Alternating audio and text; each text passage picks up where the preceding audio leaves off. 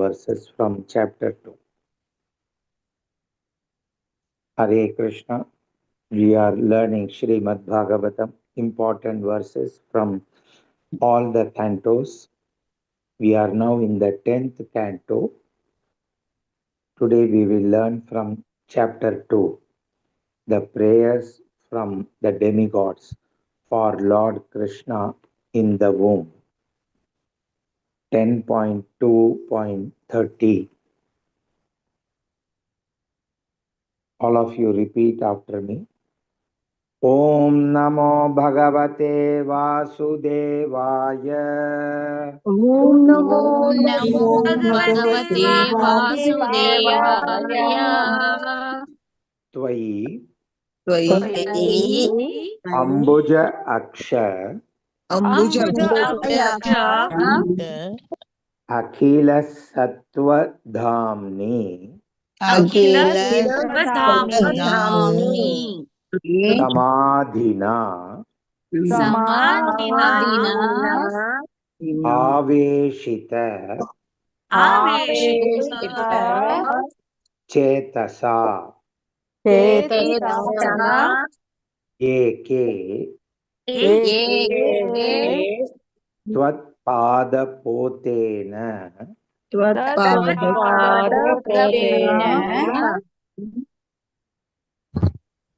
Mahatkritena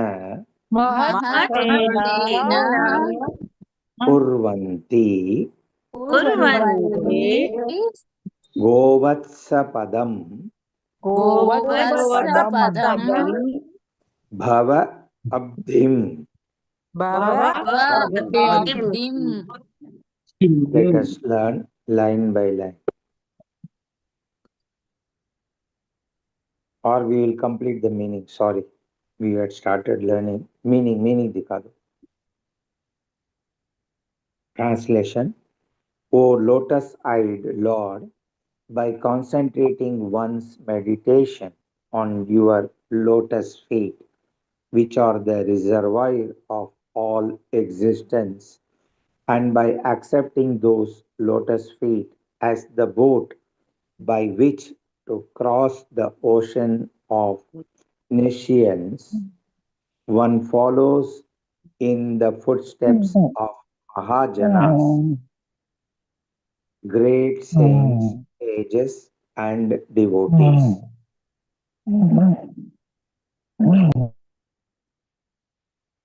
से आवाज आ रहा है, देख लेना. By this simple process, one can cross the ocean of nescience as easily as one steps over the hoof print of a calf. Let us learn line by line. Tvayambujakshakhila sattvadhamni Tvayambujakshakhila sattvadhamni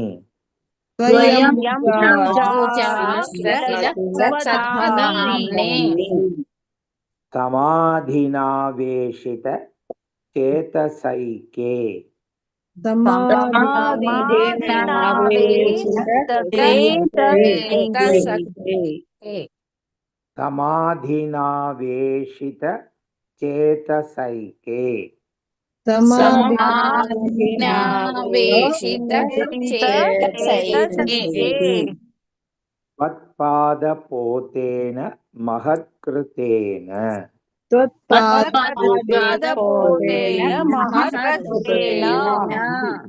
Vatpadapotena Mahatkritena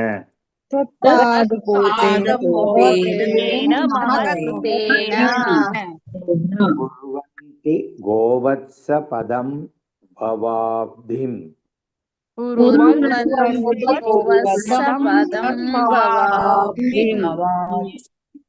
Kurvanti Govatsa Padam Bhavabdhim कुर्वन्ति गोवत्स गोवत्स पदं पदं भवाब्धिं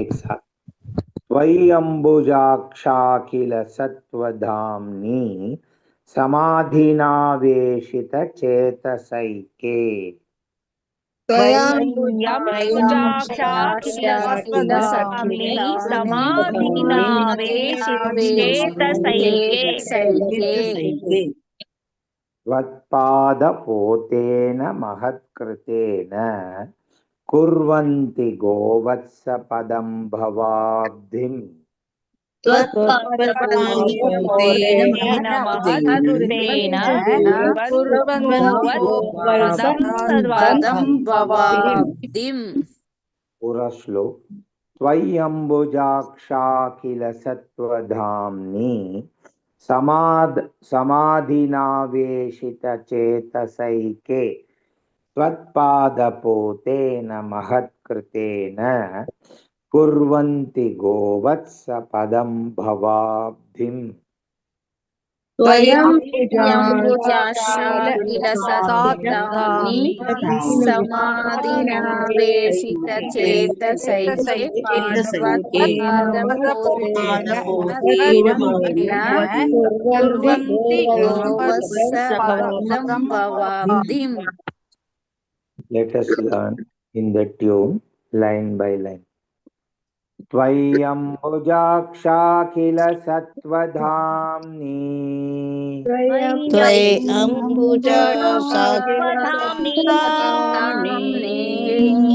त्वय्यम्बुजाक्षा किल सत्त्वधाम्नि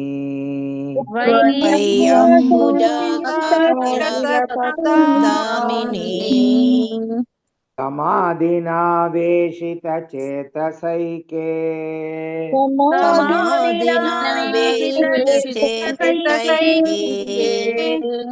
समाधिनावेशितचेतसैके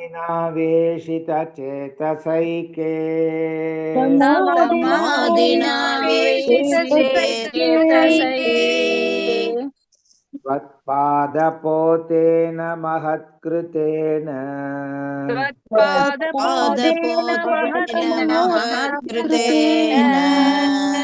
त्वत्पादपोतेन महत्कृतेन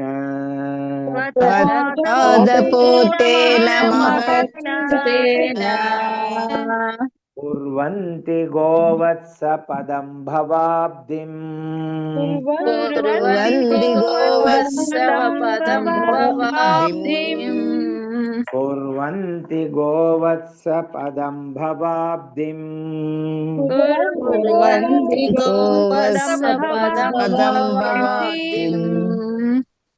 Both the lines.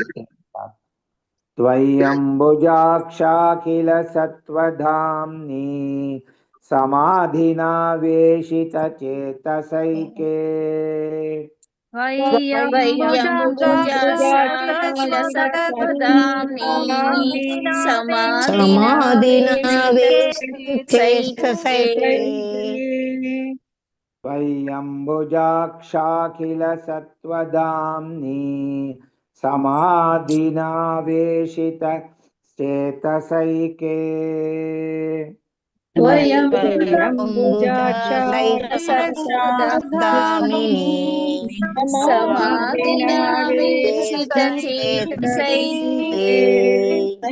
त्वत्पादपोतेन महत्कृतेन कुर्वन्ति गोवत्सपदं भवाब्धिम् त्वत्पादपोतेन महत्कृतेन कुर्वन्ति गोवत्सपदं भवाब्धिम् त्वत्पादपोतेन महत्कृतेन कुर्वन्ति गोवत्सपदं भवाब्धिम् त्वत्पादपोतेन महत्कृतेन कुर्वन्ति गोवत्सपदं भवाब्धिम्.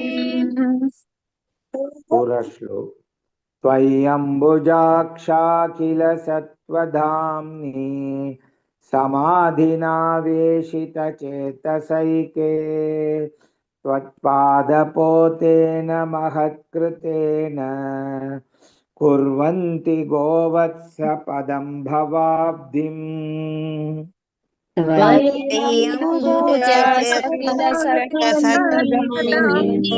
समाधिना पोतेन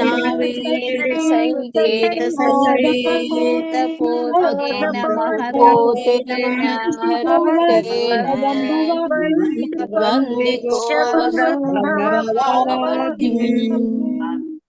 One more time. त्वय्यम्बुजाक्षा किल सत्त्वधाम्नि समाधिना वेशितचेतसैके त्वत्पादपोतेन महत्कृतेन कुर्वन्ति गोवत्स पदं भवाब्धिम् समाधिना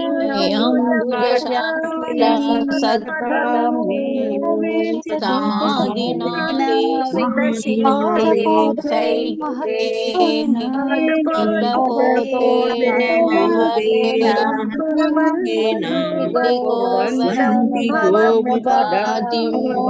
महत्तेन अगला श्लोक 10.2.32 Repeat after me.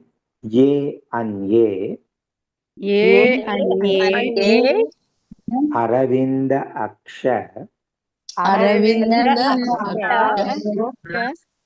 Vimukta Maninaha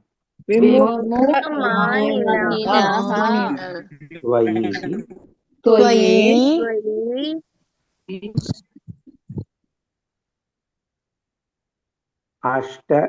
Ashtabhavat. It is not Ashta, it is Asta. Astabhavat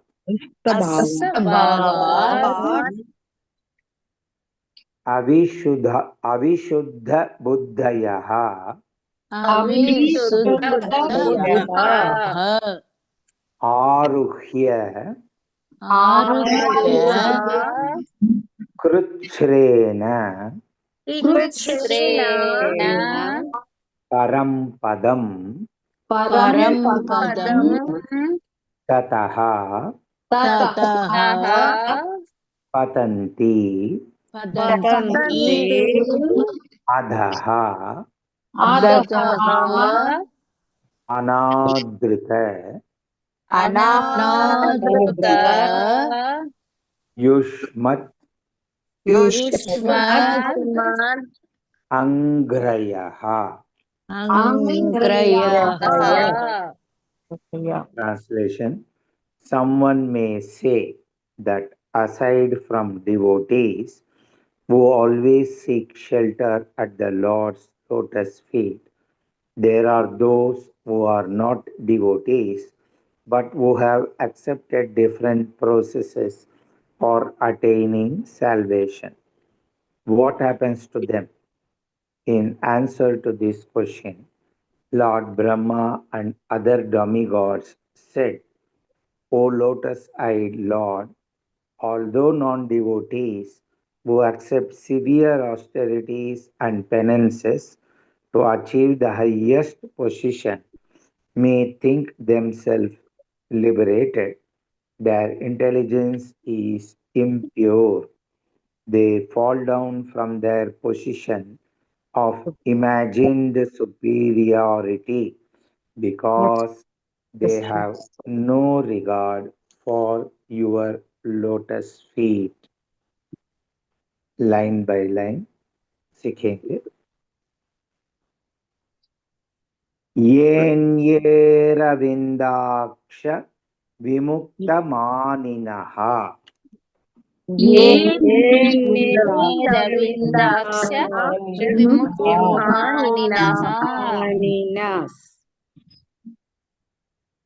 थोड़ा टफ है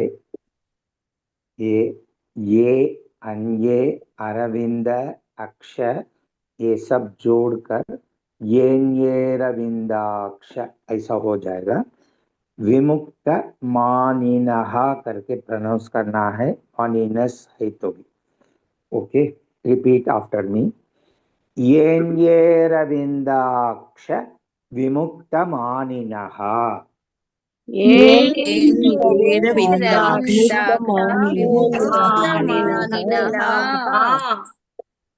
येन्येरविन्दाक्ष विमुक्तमानिनः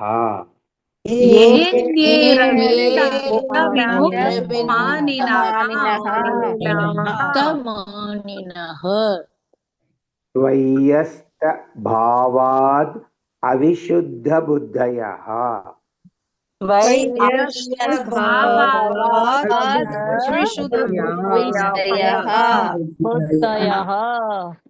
त्वय्यस्त भावाद् अविशुद्धबुद्धयः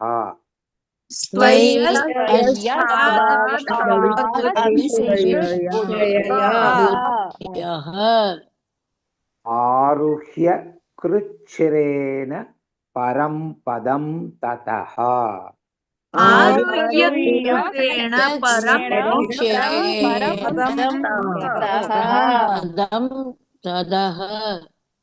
आरुह्य कृच्छ्रेण परं पदं ततः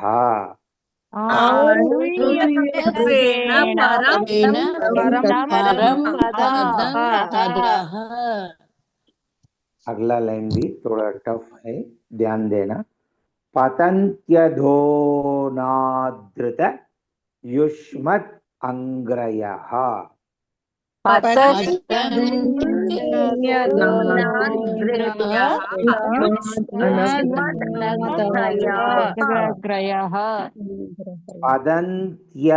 पतन्त्यधोनादृत युष्मद् अंग्रयः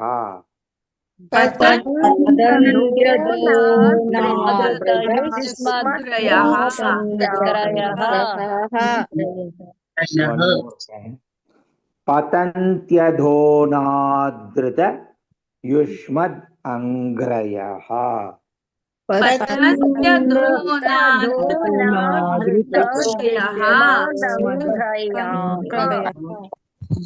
दो लाइन एक साथ। येन्येरविन्दाक्ष विमुक्तमानिनः त्वय्यस्तभावाद् अविशुद्धबुद्धयः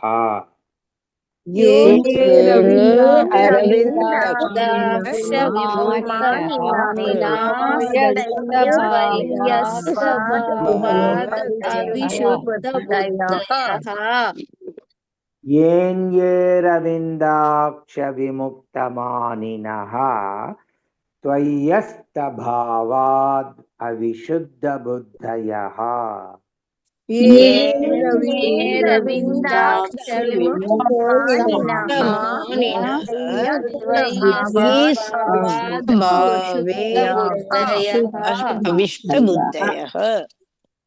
आरुह्य कृच्छ्रेण परं पदं ततः पतन्त्यधोनादृत युष्मद् अंग्रयः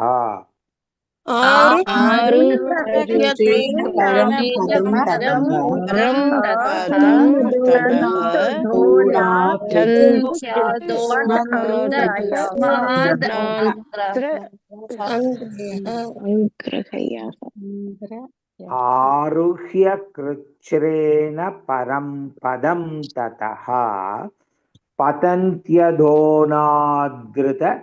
युष्मदङ्घ्रयः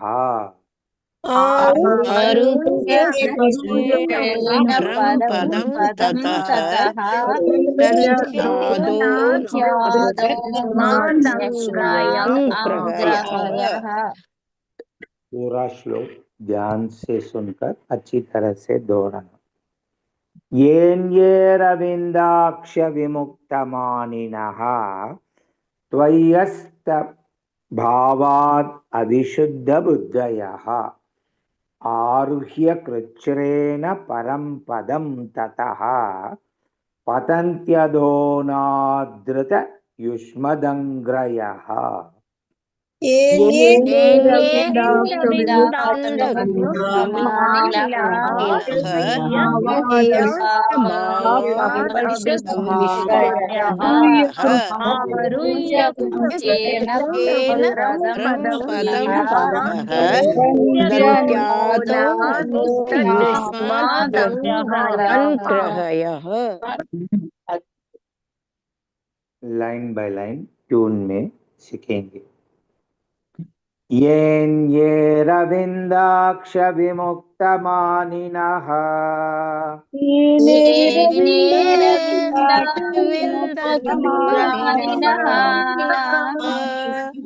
येन ये रविंदाक्ष विमुक्तमानिनः येनेरविन्दाक्षविमुक्तमानिनः त्वय्यस्तभावात् अविशुद्धबुद्धयः त्वय्यस्तभावाद् अविशुद्धमादियः त्वय्यस्तभावात् अविशुद्धबुद्धयः त्वय्यस्तभावाद् अविशुद्धबुद्धयः आरुह्य कृच्छ्रेण परं पदं ततः आरुह्यकृत्येन परं पदं ततः आरुह्य कृच्छ्रेण परं पदं ततः आरुह्य कृच्छ्रेण परं पदं ततः पतन्त्यधोनादृतयुष्मदङ्ग्रयः पतन्त्यतो यदोनादृतयुष्मदङ्घ्रयः पतन्त्यधोनादृतयुष्मदङ्ग्रयः पतन्त्यनोदृतयुष्मदङ्घ्रयः दो लाइन एक साथ। येन्येरविन्दाक्ष विमुक्तमानिनः त्वय्यस्तभावात् अविशुद्धबुद्धयः योन्मे अरविन्दाक्ष विमुक्तमानिनः त्वय्यस्तभावादविशुद्धबुद्धयः येन्येरविन्दाक्ष विमुक्तमानिनः त्वय्यस्तभावात् अविशुद्धबुद्धयः येनैरविन्दाक्षविमुक्तमानिनः त्वय्यस्तभावादविशुद्धबुद्धयः आरुह्य कृच्छ्रेण परं पदं ततः पतन्त्यधोनादृतयुष्मदङ्ग्रयः आरुह्यकृत्येन परं पदं ततः दन्त्यतो कृतयुष्मदग्रहः आरुह्य कृच्छ्रेण पदं परं पदं ततः पतन्त्यधोनादृतयुष्मदङ्ग्रयः आरुह्यकृत्येन परं पदं ततः दन्त्यनोनादृतयुष्मदग्रहयः पूरा श्लोक अच्छी तरह सुनकर दोहराना।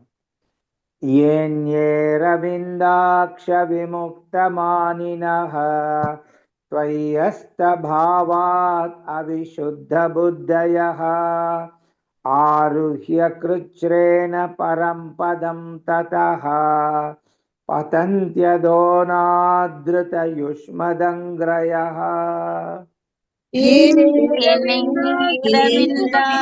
विमुक्तमानिनः त्वय्यस्तभावादविशुद्धबुद्धयः आरुह्यकृच्छ्रेण परं पदं ततः दन्त्यतो नस्त्रयुष्मदग्रहः और एक बार येऽन्येरविन्दाक्ष विमुक्तमानिनः त्वय्यस्तभावादविशुद्धबुद्धयः आरुह्य कृच्छ्रेण परं पदं ततः पतन्त्यदो नादृतयुष्मदङ्ग्रयः येरविन्दाक्ष विमुक्तमानिनः त्वय्यस्तभावादविशुद्धयः आरुह्येन परं पदं ततः पतन्त्यदो नादृतयुष्मदङ्ग्रहः। आज सीखा हुआ दोनों श्लोक एक बार मेरे से पारायण होगा। आप ध्यान से सुनना।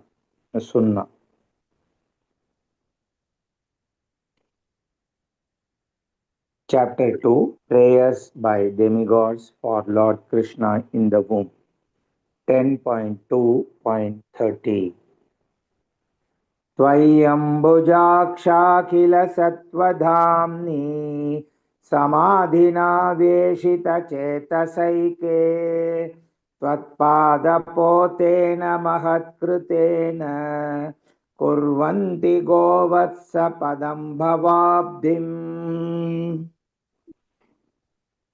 10.2.32 येऽन्येरविन्दाक्ष विमुक्तमानिनः त्वय्यस्तभावात् अविशुद्धबुद्धयः आरुह्य कृच्छ्रेण परं पदं ततः पतन्त्यदो नादृतयुष्मदङ्ग्रयः।